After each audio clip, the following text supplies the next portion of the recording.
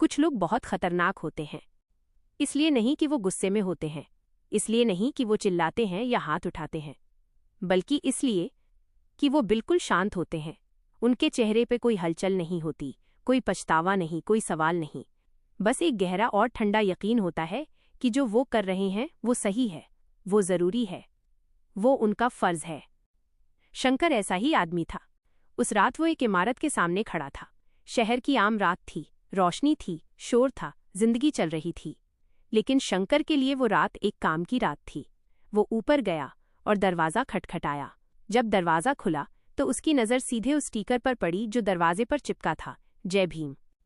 2 शब्द, लेकिन शंकर के लिए ये 2 शब्द एक ललकार की तरह थे। वो अंदर गया। दीवार पर गौतम बुद्ध की तस्वीर टंगी थी। उसने एक नज़र उस तस्वीर पर डाली और कुछ उसके भीतर कस गया। ये घर उस लड़के का था जो पढ़ता था, सपने देखता था और शायद ये भी सोचता था कि उसके पास भी जीने का उतना ही हक है जितना किसी और के पास। थोड़ी देर पहले उस लड़के की प्रेमिका यहाँ थी, अब वो जा चुकी थी और शंकर आ चुका था। उस रात उस लड़के की लाश जमीन पर मिली और शंकर यही चाहता था। खबर जो बनी वो ये थी, पढ़ाई के प्रेशर में एक होनहार लड़के ने खुद अपनी जान ले ली। अखबारों ने छापा, लोगों ने पढ़ा, किसी ने थोड़ी देर के लिए दुख जताया, फिर चाय का घूंट भरा और अगली खबर पर चले गए। यही होता है ना, जब मौत को एक लेबल मिल जाता है तो सवाल बंद हो जाते हैं। वो उस रात घर लौटा। थकान नहीं थी उसके चेहरे पर, अपराध बोध तो बिल्कुल नहीं। बाहर आंगन में उसकी छोटी सी बेटी बैठी थी। वो 2 अलग अलग गमलों की मिट्टी को एक साथ मिलाने की कोशिश कर रही थी, क्योंकि वो दोनों पौधों को एक ही जगह उगाना चाहती थी। बच्चों की सोच ऐसी ही होती है, उन्हें लगता है कि जो अच्छा लगता है वो मुमकिन है। शंकर उसके पास बैठा। उसने बड़े प्यार से और बड़े धैर्य से अपनी बेटी का हाथ थामा और कहा, बेटा, हर पौधे की अपनी जगह होती है।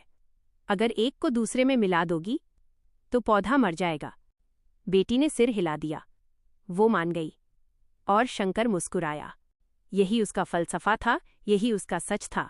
उसकी नज़र में ये कोई नफरत नहीं थी, ये एक व्यवस्था थी। प्रकृति का नियम था, जो जहां का है वहीं रहे, और जो इस नियम को तोड़ने की कोशिश करे उसे रोकना शंकर अपना धर्म समझता था। लेकिन फिल्म सिर्फ शंकर की कहानी नहीं है, यह कहानी है नीलेश की। एक लड़का जो ढोल बजाता था, उसके हाथों में सिर्फ ताल नहीं थी, एक जिद भी थी। वो एक फंक्शन में गया था, ढोल बज रहा था, रंग थे, शोर था, भीड़ थी, और उसी भीड़ में उसकी नज़र एक लड़की पर टिक गई, विधि। नीलेश ने उसे देखा और कुछ उसके सीने में धड़का। वो एहसास जो पहली बार होता है, जब कोई चेहरा बिना बात किए ही बहुत कुछ कह देता है। नीलेश उस पल को ज्यादा देर नहीं पकड़ पाया। फंक्शन था, काम था, आगे बढ़ना था, लेकिन वो चेहरा जहन में रह गया। नीलेश की जिंदगी में उस वक्त एक बड़ा मोड़ आने वाला था। उसने लॉ कॉलेज में दाखिला लिया था। घर में माँ बाप थे, दादाजी थे, कुछ दोस्त थे, एक पूरी दुनिया थी जो उसे प्यार करती थी। लेकिन वो दुनिया छोटी थी, तंग थी, और नीलेश को पता था कि उसे उससे बाहर निकलना है। वो लोअर कास्ट से था, कोटे से दाखिला हुआ था, लेकिन मार्क्स उसके खुद के थे और वो अच्छे थे। ये बात वो जानता था। लेकिन जब वो पहले दिन प्रिंसिपल हैदर के सामने बैठा तो पहला सवाल यही आया, पिताजी क्या करते हैं? नीलेश ने कहा, ऑटो चलाते हैं। हैदर का अगला सवाल था, यहाँ आके आंदोलन करोगे, नेता बनोगे? उस सवाल में एक पूर्वाग्रह था कि इस जाति का लड़का कॉलेज में पढ़ने नहीं, लड़ने आया है, कि उसका मकसद पढ़ाई नहीं, राजनीति है, कि उसके जैसे लड़के का असली काम कुछ और है। नीलेश ने शांति से जवाब दिया, सर, नेता बनने के लिए लड़ाई करनी पड़ती है, वो मुझसे नहीं होगी। वकील बनने के लिए पढ़ाई करनी पड़ती है, वो मैं करना चाहता हूँ। सीधा जवाब था, साफ जवाब था। लेकिन हैदर के चेहरे पर जो भाव था वो यकीन का नहीं था। पहले दिन से ही नीलेश को एहसास हो गया था कि यहाँ सिर्फ सब्जेक्ट्स नहीं पढ़ने हैं, यहाँ हर रोज ये भी साबित करना है कि वो यहाँ है और यहाँ रहने का हक रखता है। कॉलेज का पहला दिन और रैगिंग शुरू हो गई थी। ये वो रैगिंग नहीं थी जो फिल्मों में दिखती है, मजाक, हंसी या थोड़ी शरारत। ये कुछ और थी। ये एक तरह का टेस्ट था, एक सिस्टम था जो नए बच्चों को ये बताता था कि तुम यहाँ कहाँ खड़े हो। और नीलेश जैसे लड़के के लिए ये टेस्ट पहले दिन से ही थोड़ा ज्यादा कड़ा था। क्लास में अपर कास्ट के बच्चे बैठे थे, अच्छे कपड़े, कॉन्फिडेंट चाल और इंग्लिश में बात करने का वो तरीका जो बताता था कि ये भाषा उनके घर में बोली जाती है, सीखी नहीं गई है। नीलेश उस कमरे में बैठा था और उसे पहली बार अपनी खामोशी का एहसास हो रहा था। वो खामोशी जो तब आती है जब आपको लगता है कि आप सही जगह पर नहीं हैं। जब बारी आई अपना नाम बताने की तो नीलेश रुका। पूरा नाम बोलने में हिचकिचाया। सिर्फ नीलेश कहा और आगे जोड़ दिया BLLB। पूरी क्लास हंस पड़ी। किसी ने कहा, डिग्री घर से ही लेके आ गए क्या? वो हंसी सुनने में मजाक जैसी लगती थी, लेकिन थी नहीं। वो एक रिमाइंडर था कि तुम यहाँ के नहीं हो। तुम्हारा नाम, तुम्हारी जात और तुम्हारी पहचान, यह सब यहाँ फिट नहीं करते। लेकिन उसी क्लास में उसे एक चेहरा दिखा जो जाना पहचाना था, विधि। वही लड़की जो उसे उस फंक्शन में दिखी थी, वो यहाँ थी, लॉ पढ़ने आई थी। नीलेश के लिए ये एक अजीब इत्तेफाक था, लेकिन जिंदगी में कुछ इत्तेफाक होते नहीं हैं, बस वक्त पर दिखते हैं। उसी दिन एक और मुलाकात हुई, वासुदेव से। वासु, एक लड़का जो अपर कास्ट से था, लेकिन जिसके अंदर वो अकड़ नहीं थी जो बाकियों में थी। सीधा था, सच्चा था।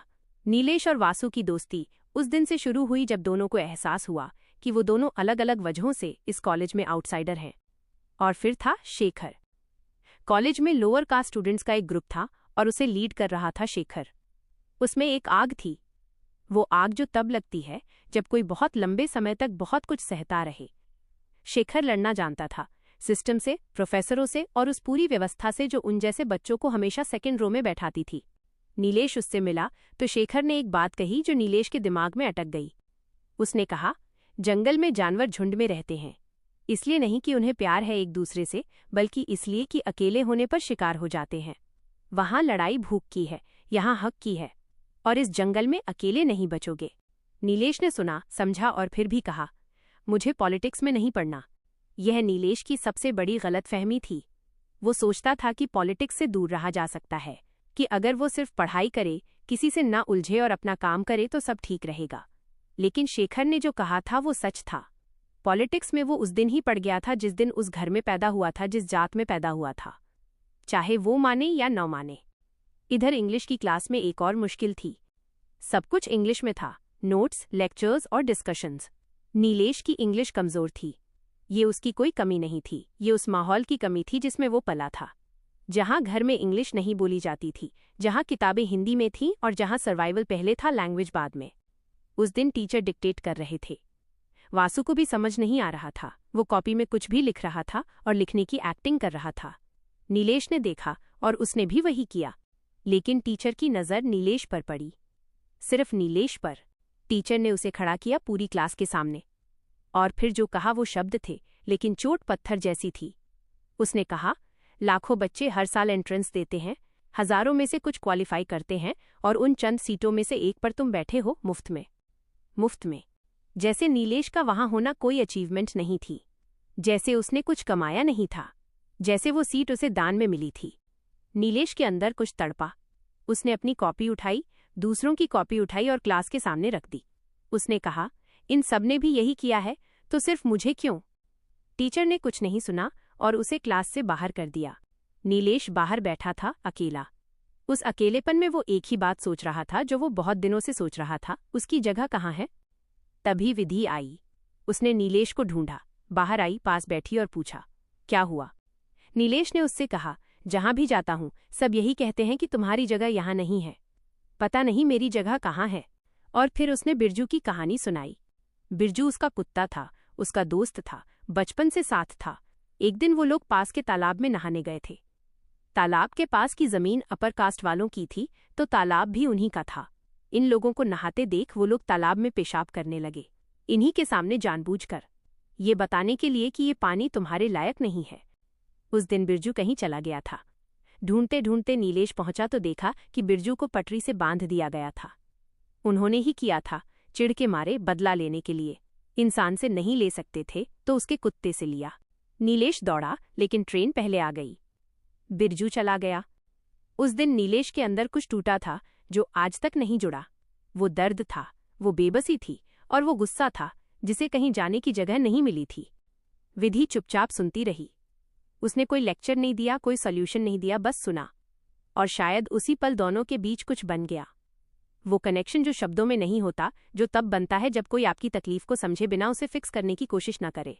विधि ने कहा, इंग्लिश में पढ़ा दूंगी, तुम वकील बनके रहोगे। छोटी सी बात थी, लेकिन नीलेश के लिए उस वक्त यही काफी था। धीरे धीरे वक्त आगे बढ़ा। पढ़ाई चल रही थी। विधि इंग्लिश सिखा रही थी और नीलेश सीख रहा था। सिर्फ लैंग्वेज नहीं, वो तरीका भी सीख रहा था जिससे इस कॉलेज में सर्वाइव किया जाता है। वासु साथ था। तीनों की एक छोटी सी दुनिया बन गई थी जहां कॉलेज का बाकी शोर थोड़ा कम सुनाई देता था, और इसी दुनिया में नीलेश और विधि के बीच जो था वो दोस्ती से आगे जाने लगा था। ये कोई ड्रामेटिक मोमेंट नहीं था, कोई फिल्मी सीन नहीं था, बस वो छोटे छोटे लम्हे थे जो दो इंसानों को जोड़ते हैं।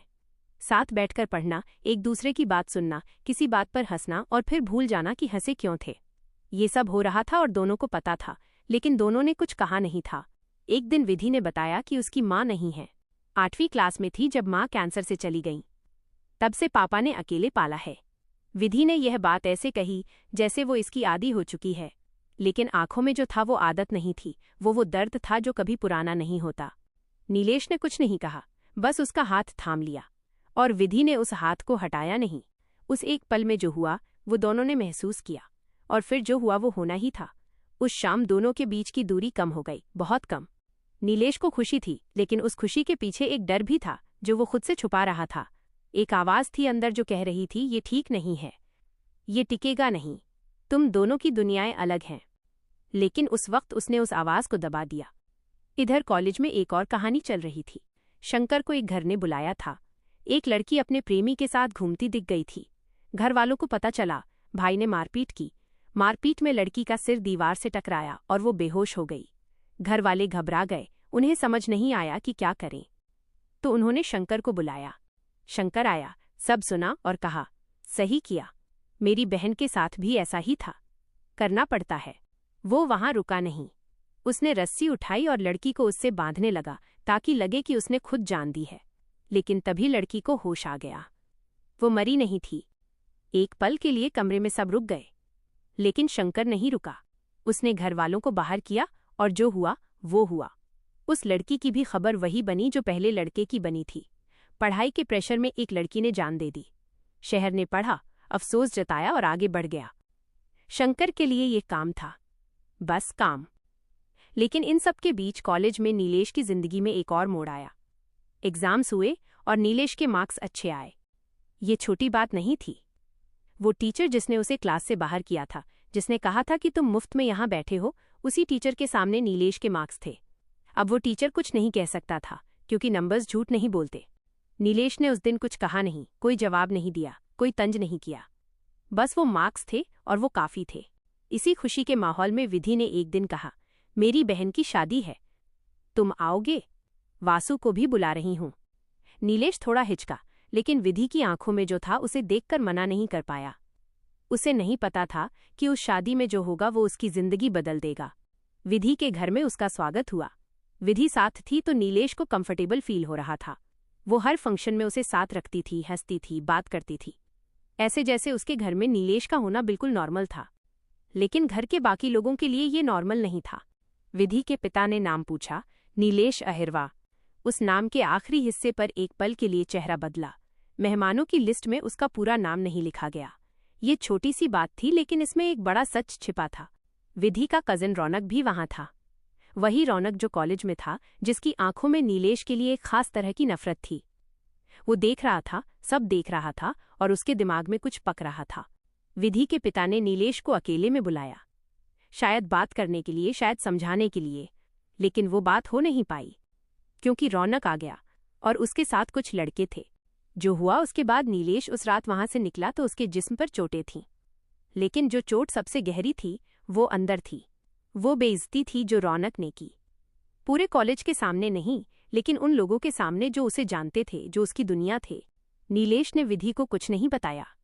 वो बस चला गया चुपचाप, और उस रात के बाद उसका कॉलेज जाना भी बंद हो गया। घर में बैठा रहा। खाना खाया। माँ ने पूछा तो उसने कहा, कुछ नहीं, सब ठीक है। लेकिन कुछ ठीक नहीं था। वो समझ नहीं पा रहा था कि उसके साथ जो हुआ उसके लिए वो किसे दोष दे। रौनक को, विधि के पिता को, उस सिस्टम को जिसने रौनक जैसे लड़कों को ये सिखाया कि ये सब करना सही है, या खुद को कि वो क्यों गया उस शादी में, क्यों सोचा कि वो वहां बिलोंग करता है। यह वो सवाल था जो उसे सबसे ज्यादा तोड़ रहा था। विधि आई, नीलेश के घर तक आई। ये उसके लिए आसान नहीं था, लेकिन वो आई। दरवाजे पर खड़ी होकर उसने पूछा, तुम मुझे इग्नोर क्यों कर रहे हो? नीलेश ने दरवाज़ा नहीं खोला। अंदर से आवाज़ आई, कुछ नहीं हुआ, सब ठीक है। लेकिन विधि जानती थी कि कुछ ठीक नहीं है। वो गई नहीं, वो रुकी रही और नीलेश को आखिरकार बाहर आना पड़ा। उसने विधि को अपने मोहल्ले की तरफ देखने को कहा। वो गली जहां वो रहता था, वो लोग जो उसके आसपास थे। किसी के हाथ में झाड़ू थी, कोई गटर के पास था, कोई चमड़े का काम कर रहा था। ये उसकी दुनिया थी, ये उसकी हकीकत थी। उसने विधि से कहा, तुम्हारे घर में वकील हैं, अफसर हैं, हमारे घर में ये है। हम दोनों कॉलेज में साथ पढ़ते हैं, लेकिन इसका मतलब ये नहीं कि हम बराबर हैं। दुनिया हमें बराबर नहीं देखती, और जब दुनिया नहीं देखती तो हम चाहे जितना भी सोचें फर्क नहीं पड़ता। विधि ने कहा, मुझे फर्क नहीं पड़ता ये सब। नीलेश जानता था कि विधि सच कह रही है, वो वाकई नहीं पड़ता था उसे फर्क। लेकिन यही तो प्रॉब्लम थी, विधि को नहीं पड़ता था फर्क, लेकिन उसके पिता को पड़ता था, उसके घर वालों को पड़ता था, रौनक को पड़ता था, और उस पूरी दुनिया को पड़ता था जिसमें वो दोनों रहते थे। सिर्फ दो लोगों का न पड़ना काफी नहीं होता। नीलेश ने उसे भेज दिया। विधि चली गई और नीलेश अकेला रह गया उस दर्द के साथ जिसे वो किसी को दिखा नहीं सकता था। इधर कॉलेज में एक और तूफान आ चुका था। वाइस चांसलर ने शेखर को सस्पेंड कर दिया था। शेखर जो उन सबकी आवाज था, जो अकेला लड़ता था उस सिस्टम से जो उन्हें हर रोज ये याद दिलाता था कि तुम यहाँ के नहीं हो, उसकी फेलोशिप बंद कर दी गई। उसकी पढ़ाई, उसकी रिसर्च, उसका घर, सब उसी फेलोशिप पर टिका था, और एक झटके में सब छीन लिया गया। शेखर प्रिंसिपल हैदर के सामने खड़ा था। उसने कहा, हमारी पढ़ाई, हमारा घर, सब कुछ उस फेलोशिप पर है, फिर भी आप ये कर रहे हैं?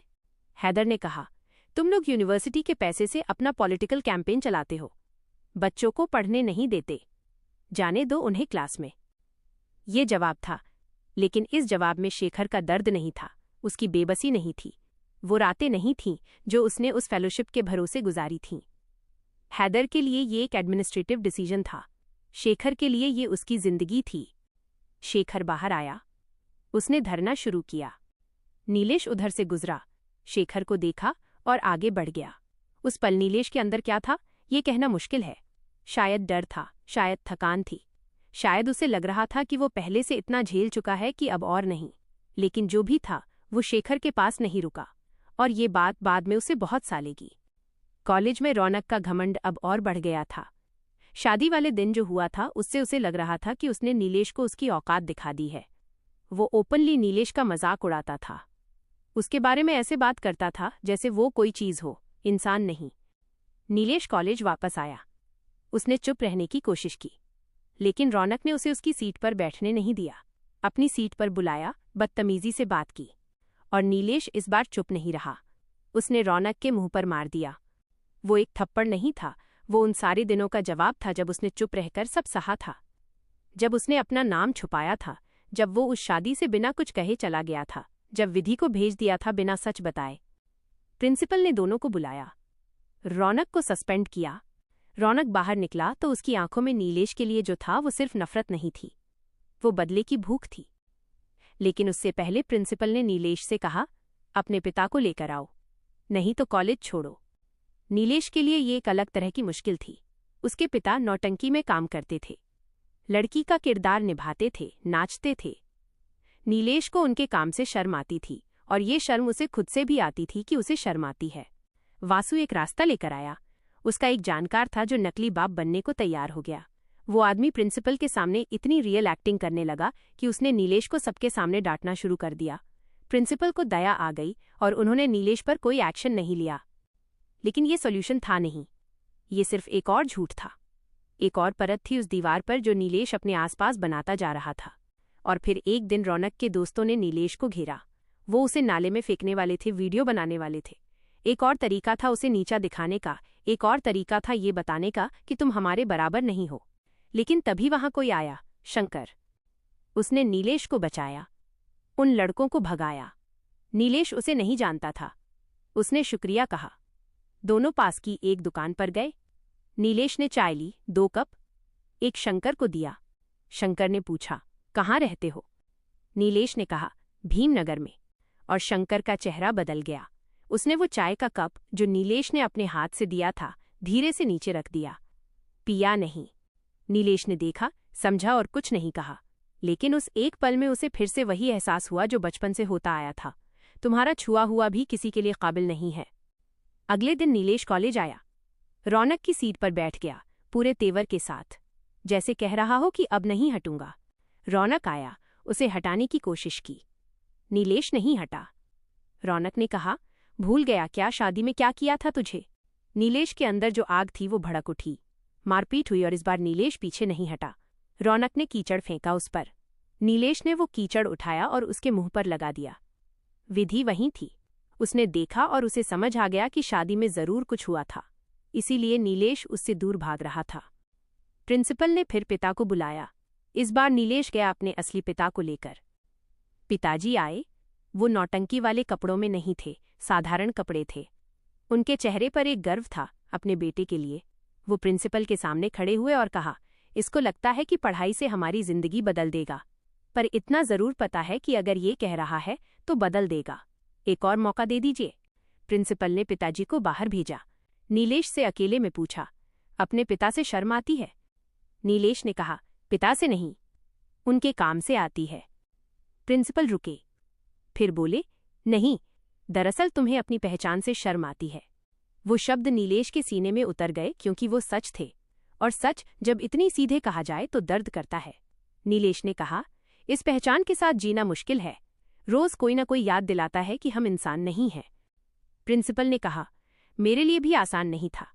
जो लोग मुझे दौड़ा दौड़ा के मारते थे, आज वही मेरे सामने झुककर अपने बच्चों के लिए एडमिशन मांगते हैं। मैंने कहा था पॉलिटिक्स में मत पड़ना, पर अगर मरने और लड़ने में से एक चुनना हो तो लड़ना।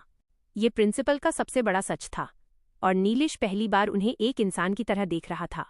लेकिन जब नीलेश बाहर आया तो जो दिखा उसने उसके पांव रोक दिए। रौनक बाहर था और उसके साथ के लड़के थे। वो नीलेश के पिता को घेरे हुए थे। उन्हें नचनिया कह रहे थे, उनके कपड़े खींच रहे थे, उन्हें नचाने की कोशिश कर रहे थे पूरे कॉलेज के सामने। नीलेश के पिता, जो अभी अंदर इतनी डिग्निटी से खड़े थे, बाहर अपनी बेइज्जती होते देख रहे थे। नीलेश दौड़ा, लेकिन तब तक वो लड़के भाग चुके थे। पिताजी खड़े थे चुप। उनके चेहरे पर दर्द था, लेकिन वो रो नहीं रहे थे, क्योंकि शायद ये उनके लिए नया नहीं था। और यही सबसे बड़ा दर्द था। उस रात नीलेश घर आया तो उसके हाथ में एक सरिया था। वो जाना चाहता था रौनक के पास और उन सब लड़कों के पास जिन्होंने उसके पिता के साथ वो सब किया। उसके अंदर जो था वो गुस्सा नहीं था, वो कुछ और था। वो जगह थी जहां इंसान पहुंच जाता है जब बहुत ज्यादा सहने के बाद अचानक कुछ भीतर से टूट जाता है। माँ सामने आ गई। उसने नीलेश का हाथ पकड़ा और कहा, पहली बार नहीं हुआ है तुम्हारे पिता के साथ ये सब। यह सुनकर नीलेश के पांव रुक गए। इसलिए नहीं कि उसे कम गुस्सा आया, बल्कि इसलिए कि उसे एहसास हुआ कि माँ ने ये कितनी बार झेला होगा, और फिर भी वो खड़ी रही, आगे बढ़ती रही। पिताजी कमरे से बाहर आए। उन्होंने नीलेश को देखा, हाथ में सरिया और आंखों में आग। उन्होंने कहा, तुझे शर्म आती है ना मेरे नाचने से? अपने ही लोग कितना हंसते हैं मुझ पर, मजाक उड़ाते हैं, मुझे पता है, लेकिन नाचना मुझे अच्छा लगता है तो मैं लड़ा इसके लिए, अपनी मर्जी के लिए लड़ा। नीलेश चुप था। पिताजी ने पूछा, तू किसके लिए लड़ रहा है? ये सवाल सीधा था और इसका जवाब नीलेश के पास उस वक्त नहीं था, क्योंकि उस वक्त वो सिर्फ गुस्से और बेइज्जती का बदला लेने के लिए लड़ रहा था। लेकिन पिताजी जिस लड़ाई की बात कर रहे थे वो अलग थी। नीलेश ने सरिया रख दिया। अगले दिन वो कॉलेज गया। वो शेखर को ढूंढने गया, क्योंकि पहली बार उसे लगा कि शायद शेखर सही था। शायद अकेले नहीं लड़ा जाता, शायद झुंड की जरूरत होती है। लेकिन शेखर क्लास में नहीं था, कैंटीन में नहीं था और धरने पे भी नहीं था। नीलेश उसके कमरे तक गया। दरवाजा बंद था। उसने धक्का दिया तो खुल गया, और जो दिखा उसने नीलेश की सांसें रोक दी। शेखर जा चुका था। उसने खुद अपनी जान ले ली थी। कमरे में एक भारी खामोशी थी, वो खामोशी जो सिर्फ तब होती है जब कोई हमेशा के लिए चला जाता है। उस खामोशी के बीच दीवार पर नीले रंग से कुछ लिखा था, शेखर के अपने हाथों से। गर्दिशों से हार कर बैठने वाले, तुझको खबर क्या, अपने पैरों में भी है छाले, पर नहीं रुकते कि मंजिल ने पुकारा है। आज अपना हो न हो, पर कल हमारा है। नीलेश दीवार के सामने खड़ा पड़ रहा था। वो नीला रंग जो शेखर के हाथों में लगा था, उसका निशान दीवार पर था। नीलेश का हाथ दीवार पर गया और वो नीला रंग उसके हाथ और चेहरे पर आ गया, जैसे शेखर ने जाते जाते उसे अपनी विरासत दे दी हो। नीलेश वहां खड़े खड़े टूट गया। वो रोया या नहीं, ये कहना मुश्किल है, लेकिन जो हुआ वो सिर्फ दुख नहीं था, वो एक एहसास था कि उन लोगों के लिए ये जिंदगी कितनी कम कीमत की है जो तय करते हैं कि किसकी जिंदगी कितनी कीमती होनी चाहिए। शेखर की फेलोशिप छीनी गई थी, उसकी पढ़ाई रोकी गई थी, उसका भविष्य एक प्रशासनिक फैसले से मिटा दिया गया था। और जब इंसान के पास लड़ने की ताकत हो लेकिन लड़ने की जगह ना हो तो वो टूट जाता है। नीलेश को बिरजू याद आया, वो कुत्ता जिसे पटरी से बांध दिया गया था, जो चिल्लाया होगा और जिसने छूटने की कोशिश की होगी। शेखर भी चिल्लाया था अपने तरीके से, लेकिन उसे कोई बचाने नहीं आया। नीलेश उस कमरे से बाहर निकला और सीधे विधि के पास गया। उसने कहा, न बिरजू को बचा पाया, न शेखर भाई को, तुम्हें भी नहीं बचा पाऊंगा, हमें अलग होना ही होगा। विधि ने कहा, नहीं। नीलेश ने जवाब दिया, जाओ अपने पापा से पूछो कि शादी में क्या हुआ था, और वो मुड़ गया। लेकिन उसी वक्त उसे एक आदमी दिखा जो सड़क पर गाड़ी से गिर गया था। नीलेश रुका, उसने उसे उठाया। आदमी ने कहा, बेटा जरा आगे तक छोड़ दो। नीलेश ने हाँ कह दी। वो आदमी शंकर था। नीलेश को ये नहीं पता था, उसे बस एक तकलीफ में पड़ा इंसान दिखा था। शंकर ने उसे एक सुनसान जगह ले जाने को कहा, और फिर एक पल में जब नीलेश की पीठ शंकर की तरफ थी, शंकर ने उसके सिर पर वार किया। नीलेश जमीन पर बेहोश गिर पड़ा। इधर विधि के घर में हलचल थी। विधि के चाचा शंकर के पास गए थे और रौनक पैसे लेकर आया था। शंकर को काम दिया गया था नीलेश को हमेशा के लिए खत्म करने का। शंकर ने नीलेश को पटरी पर लिटाया और पास में शराब की बोतल रख दी ताकि लगे कि नशे में आकर वो खुद पटरी पर लेट गया। वही पुरानी कहानी और वही पुराना लेबल। लेकिन उस बेहोशी में नीलेश को बिरजू दिखा, वो तस्वीर जो उसके ज़हन में कैद थी। और अचानक नीलेश को होश आया। उसे समझ आ गया कि वो बिरजू की तरह बेबस होकर नहीं मरेगा। उसने खुद को खींचा, वो खड़ा हुआ, और जब शंकर वापस आया तो नीलेश को सामने खड़ा पाया। नीलेश ने शंकर पर प्रहार किया, उस गुस्से से जो बरसों से जमा था। शंकर वहां से भागा। तभी रौनक आया। नीलेश ने रौनक की आंखों में देखा और रौनक डरकर भागा। लेकिन नीलेश ने उसे पकड़ा और उसके घर तक पीछा किया। वहां सबकी मौजूदगी में उसे पीटा और इस बार हाथ नहीं रोके। भीड़ जमा हो गई, विधि भी वहां थी। नीलेश चाहता तो रौनक को मार सकता था, लेकिन उसने उसे छोड़ दिया। और फिर उस पूरी भीड़ के सामने उसने अपनी आवाज उठाई। उसने कहा, मैं रामपुर में पैदा हुआ था। वहां न सड़कें हमारी थीं, न जमीन और न पानी, यहां तक कि हमारी जिंदगी भी हमारी नहीं थी। जब मरने की नौबत आई तो जिंदा रहने के लिए शहर आ गए। सोचा सब बदल जाएगा। उसने विधि के पिता, चाचा और मोहल्ले के लोगों को देखा और बोला, पर कुछ नहीं बदला। यहाँ बस सड़कें चौड़ी हैं और इमारतें ऊंची हैं, पर सोच आज भी छोटी ही है। हम भूल गए थे कि हम अपने हालात बदल सकते हैं, पर अपनी ज़ात नहीं। मैंने पढ़ाई की, मेहनत की, कॉलेज में दाखिला लिया। मैं उड़ने लगा था, लेकिन आप लोगों ने मुझसे मेरा आसमान ही छीन लिया। उस भीड़ में सन्नाटा था। नीलेश की आवाज़ और गहरी हुई, आप लोगों को लगता है हम गंदे हैं और आप साफ सुथरे? गंदे तो आप लोग हैं जो इंसान को इंसान नहीं समझते। विधि वहां खड़ी थी और उसे पहली बार पूरी तरह समझ आया कि ये उस पूरे सिस्टम की कहानी है जिसे उसने कभी चैलेंज नहीं किया था। उसने खुलकर नीलेश का साथ दिया। ये देखकर चाचा का खून खौल उठा और वो कट्टा लेकर आ गए। भीड़ में हलचल मच गई, लेकिन चाचा रुक नहीं रहे थे। तभी विधि ने एक ऐसी चीख मारी कि सब रुक गए। वो चीख सिर्फ आवाज नहीं थी, वो बरसों का बोझ और वो हर फैसला था जो उसके बारे में उसकी मर्जी के बिना लिया गया था। भीड़ सन्न थी। और फिर नीलेश के माँ बाप आगे आए और उन्होंने पूरे स्वाभिमान के साथ नीलेश को गले लगा लिया। इधर शंकर की दुनिया उजड़ रही थी। उसका यकीन टूट गया था। उसकी सोच हार गई थी। वो उसी पटरी पर गया जहां उसने नीलेश को छोड़ा था और ट्रेन के सामने अपनी जिंदगी खत्म कर ली। उसकी बेटी को वो गमले याद रहेंगे, लेकिन शंकर ये नहीं समझ पाया कि दो अलग पौधों के मिलने से नई जिंदगी बनती है। कुछ वक्त बाद एग्जाम्स के दौरान नीलेश का पेन खत्म हो गया। रौनक ने बिना कुछ कहे अपना पेन उसकी तरफ बढ़ा दिया। ये एक छोटी सी शुरुआत थी कि शायद लोग बदल सकते हैं। नीलेश और विधि फिर से साथ थे, लेकिन अब यह साथ पहले जैसा नहीं था। अब ये दो लोगों की ताकत थी। नीलेश अब वो लड़का नहीं था जो अपना नाम छुपाता था। उसे पता था कि उसकी जगह कहाँ है। शेखर ने दीवार पर लिखा था, आज अपना हो न हो, पर कल हमारा है। नीलेश को अब यकीन था कि वो कल जरूर आएगा। ये थी धड़क 2 की कहानी। एक फिल्म जो सिर्फ लव स्टोरी नहीं है, बल्कि उन लोगों की कहानी है जो अपना हक मांग रहे हैं। अगर ये ब्रेकडाउन अच्छा लगा और आप ऐसी ही कहानियां सुनना चाहते हैं तो चैनल को सब्सक्राइब जरूर करें। बेल आइकन दबाना मत भूलना। मिलते हैं अगली मूवी में।